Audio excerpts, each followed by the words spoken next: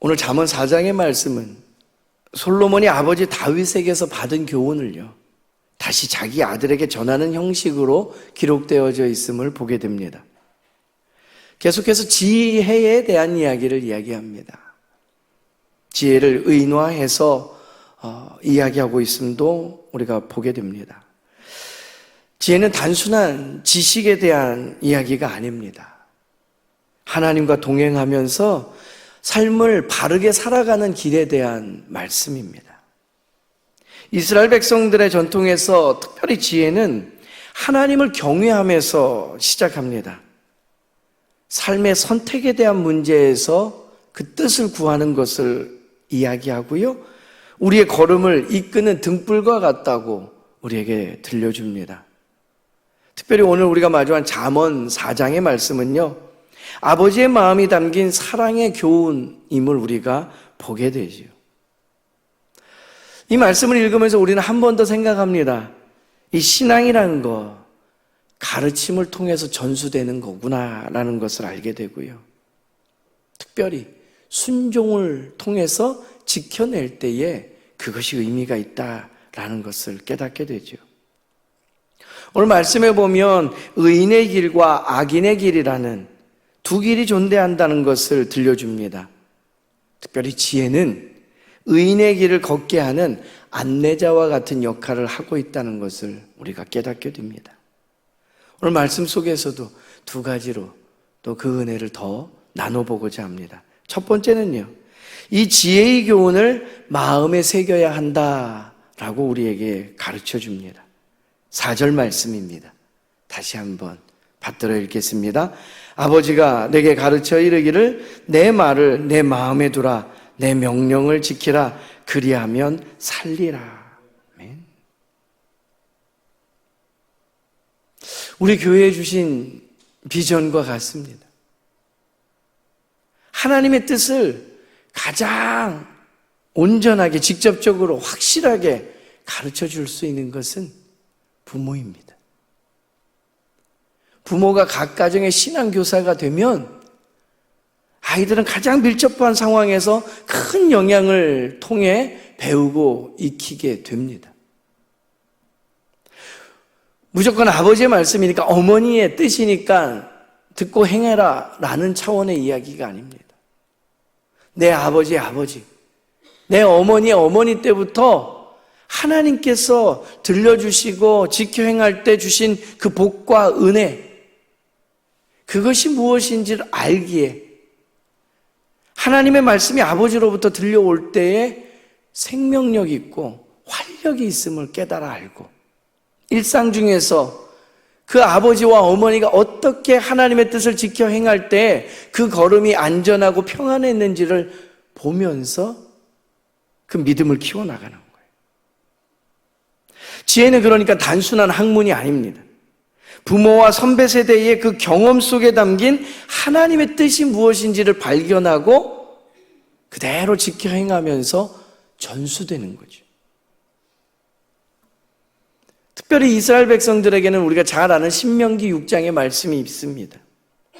하나님의 말씀을 마음에 새기라, 그리고 자녀에게 부지런히 가르치라는 하나님의 명령이 새겨져 있습니다.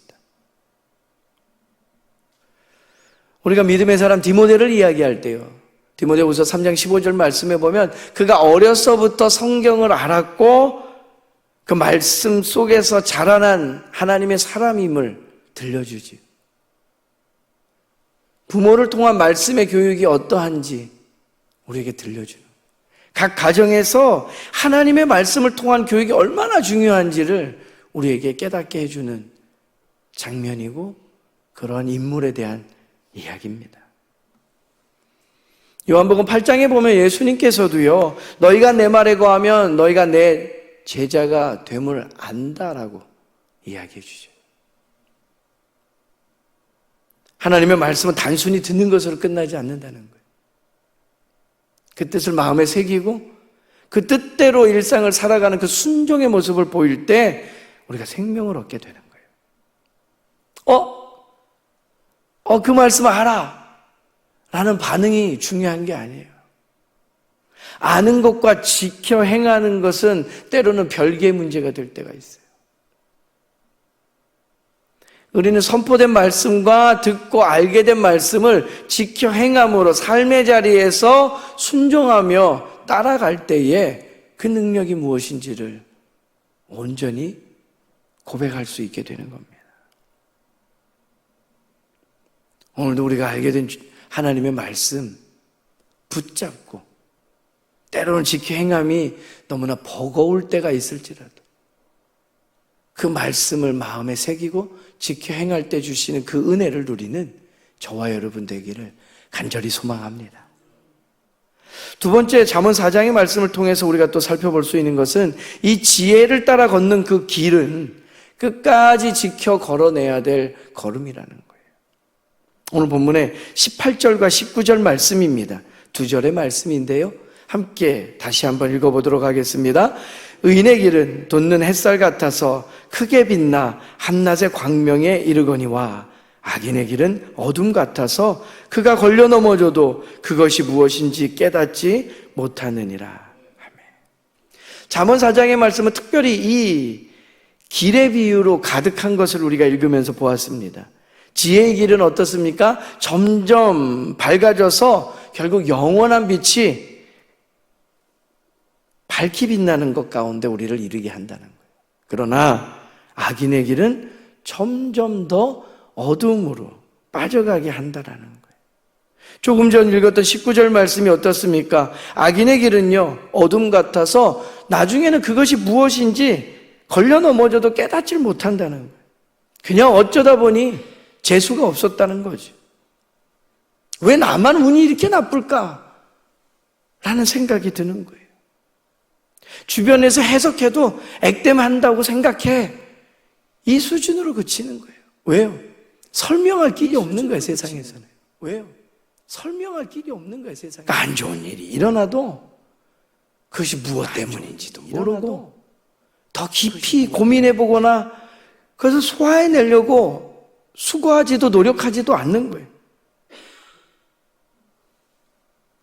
믿음 안에서만 알 수 있는 것들이 있어요. 시편 1편의 말씀을 보면요, 의인과 악인을 구분하여 우리에게 들려주지요. 그 길이 확연히 차이가 난다라는 거예요. 여호와의 말씀을 즐거워하는 사람은 시냇가에 심겨진 나무와 같다라고 이야기하면서 그때 누릴 수 있는 은혜가 무엇인지를 우리에게 들려줘요.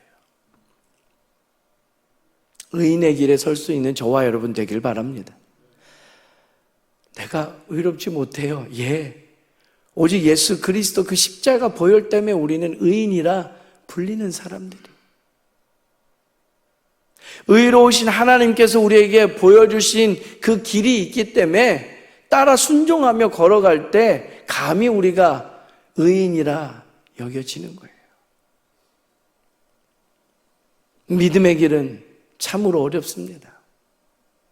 의인으로 살아간다는 것, 그 십자가 은혜 붙잡아야만 능히 가능한 일이란 거예요. 히브리서 12장 1절의 말씀을 보십시오. 인내로써 우리 앞에 당한 경주를 한다라고 표현하고 있어요. 믿음의 길 끝까지 완주할 수 있는 저와 여러분 되기를 바랍니다. 의인의 길에 서는 편을 택하여 나아가면서 그 시냇가에 심겨진 나무의 그 윤택함의 은혜를 누리고 하나님께서 허락하신 열매도 볼 수 있는 그 풍성한 계절을 살아가는 저와 여러분 되기를 소망합니다.